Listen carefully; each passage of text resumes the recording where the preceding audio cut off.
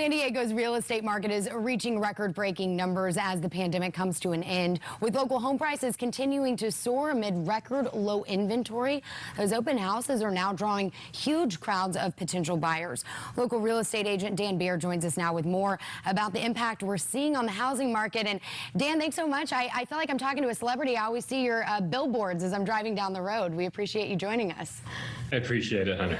So tell us, I mean, we're seeing these open houses return for the first time since the pandemic started. What else do you think is contributing to this boom? Yeah, I mean, first off, we're so excited to see it, and it's something we've been waiting for a long time. So on May 12th, the California Department of Health announced that open houses are something we could resume.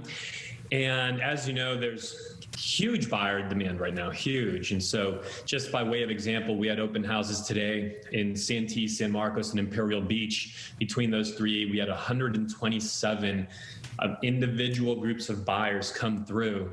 And we're really just getting started with it, because if you think about, homes that were listed, say, a month ago coming to market now, that was under certain pretext, right? Those sellers may not have wanted them, but as they see these happening, it's going to be more and more. So it's an exciting thing for us, and something that I think home buyers just enjoy, and it's a nice thing to get back to.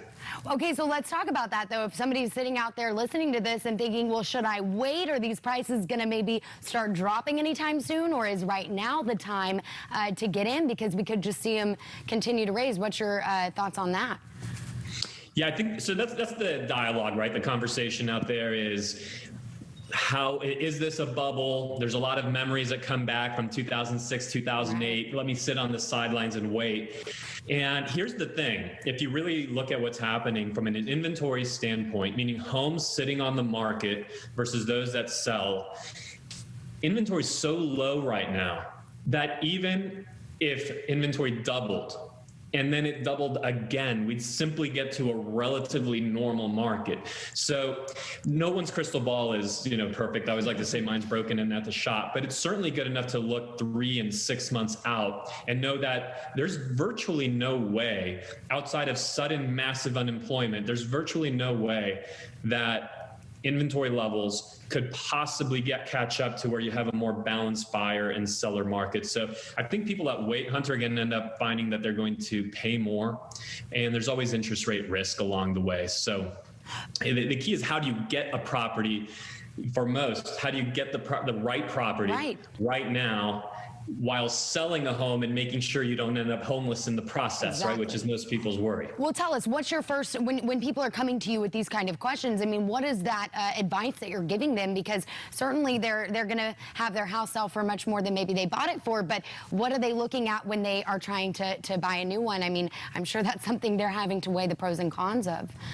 Well, I think the first piece of advice is this: everybody should be in their long-term property.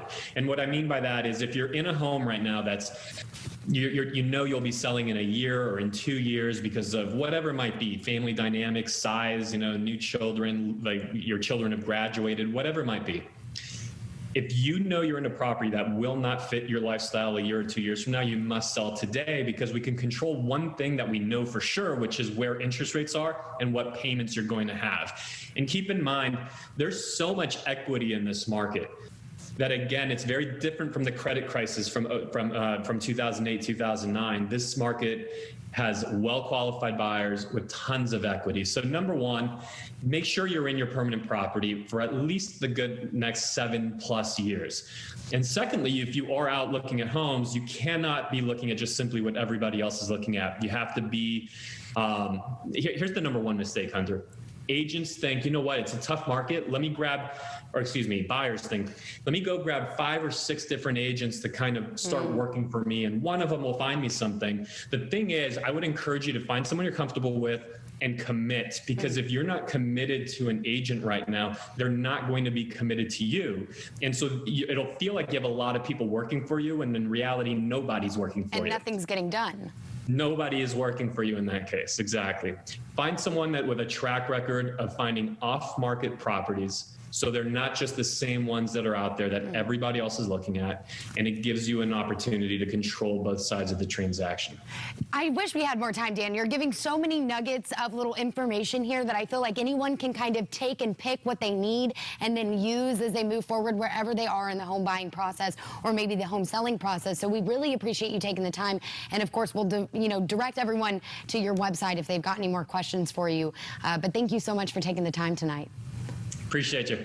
Thanks.